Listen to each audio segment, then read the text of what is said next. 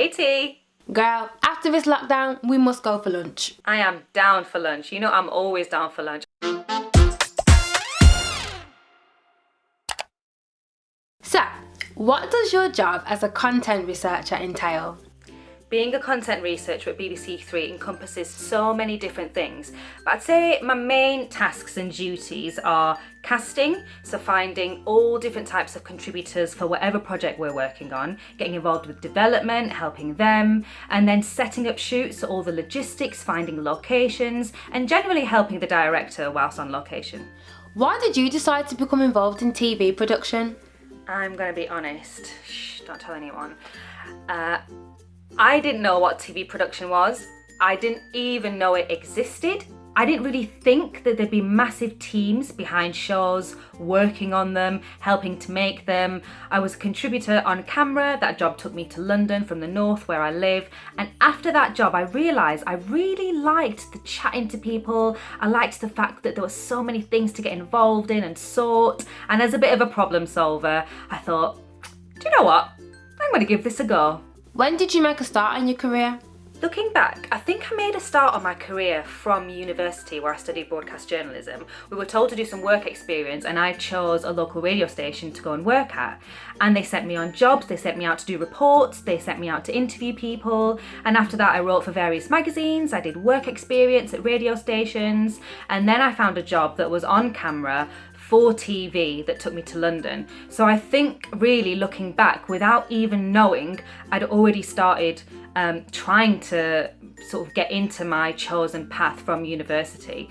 Even though I didn't know fully what I wanted to do, I think the signs were there just from talking to people, asking them how I can get involved with interviewing, how I can get involved with production. So yeah, it was pretty early on actually. So what are the top 3 skills that you need to become a content researcher?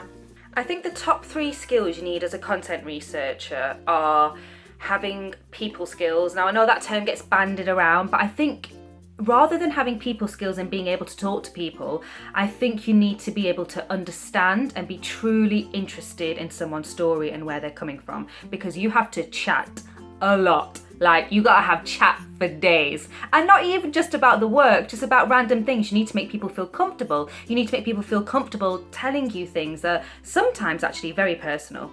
The second skill I think you need is organisation. You need to have your stuff together, whether that's lists, whether that's post-it notes. You can't be all over the place because very soon, especially if you're working on different projects at a time, you're gonna come unstuck. Top tip from me, don't become unstuck. And the third skill, I think, is working under pressure. There's a lot of pressure because of time constraints. There's a lot of pressure because of deadlines. And there's a lot of pressure, to be honest, coming down from the top. Who helped you? If I had to make a list of the people that have helped me or tried to help me or suggested ways in which to help me, we'd be here for far too long, and I know you guys got better things to do, but I would say there have been key people in every little job that I've done, because I've been freelance for so many years, that have enabled me to move forward with my career, that have given me advice.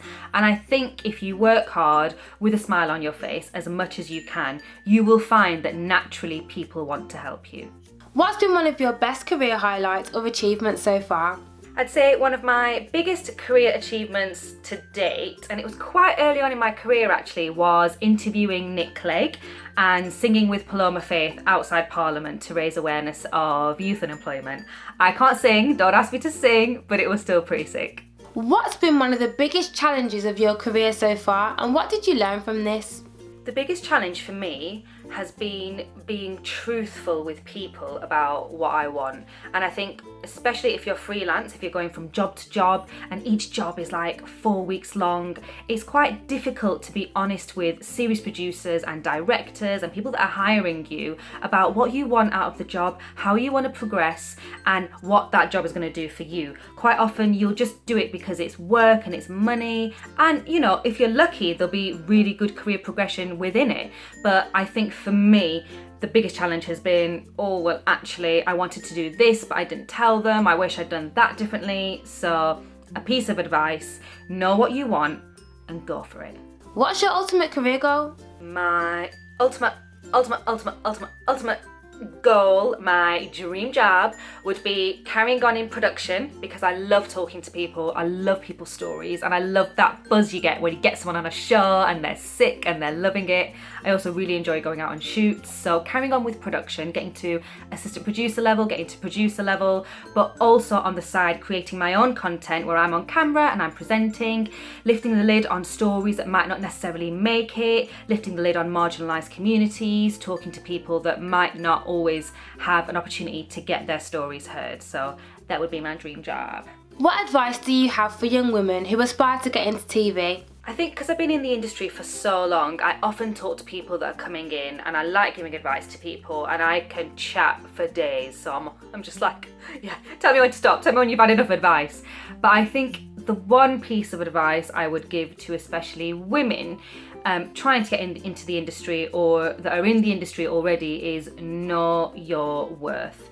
Know your self-worth. Do not let people in the industry take you for granted, because actually skills that you think everyone has, trust me, not everyone has them. And have fun and do everything with a smile on your face. Thanks for joining me in today's Career Corner, Ava. Oh, it's so nice to see you and lovely to hear from you, of course. Girl, TC, it's been a blast. Thank you for having me. You can find me on all the social media platforms. Career Corner has been great.